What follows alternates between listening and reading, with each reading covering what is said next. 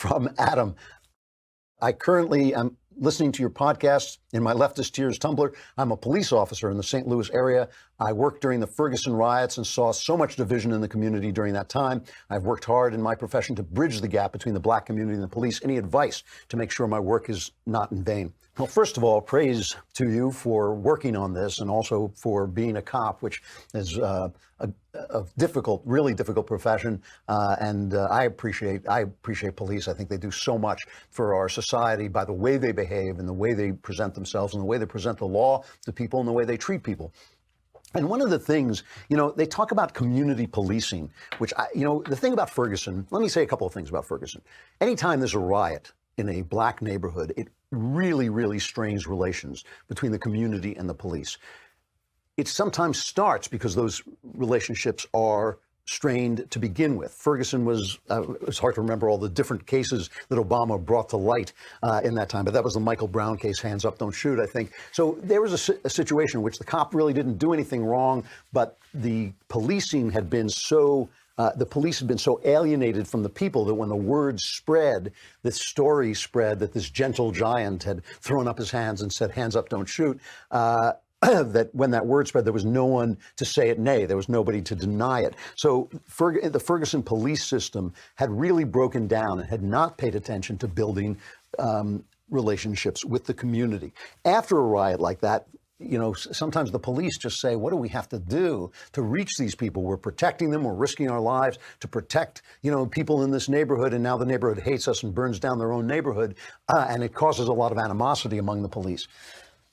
Community policing is sometimes depicted as like being a pal, showing up in schools and making speeches, but that's not really what it's supposed to be about. Community policing, which William Bratton, as the police chief of New York and I think later LA, instituted, is a way of listening to people so that you're reacting to the things that are affecting them.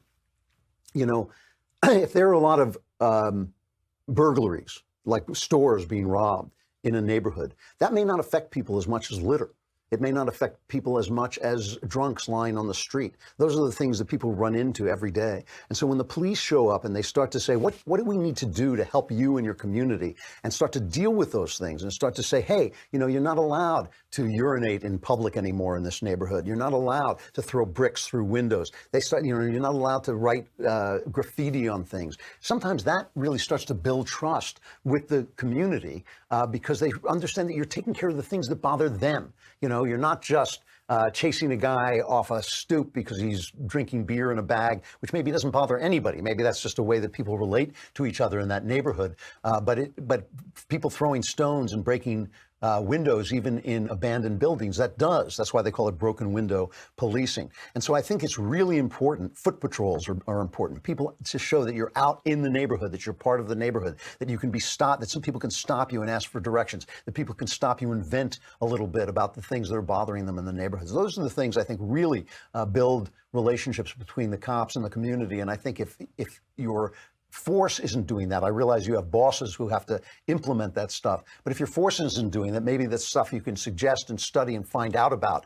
They write about a lot in City Journal, where I sometimes write, and those are things that you can find out about and maybe help your force implement, because one of the problems in Ferguson was that the distrust was there before the incident took place. So a lot of conservatives say, well, Michael Brown was a thug who rushed the cop. That may have been true, but there was nobody to stand up for the cop in the community because the policing had not been community policing up till that point.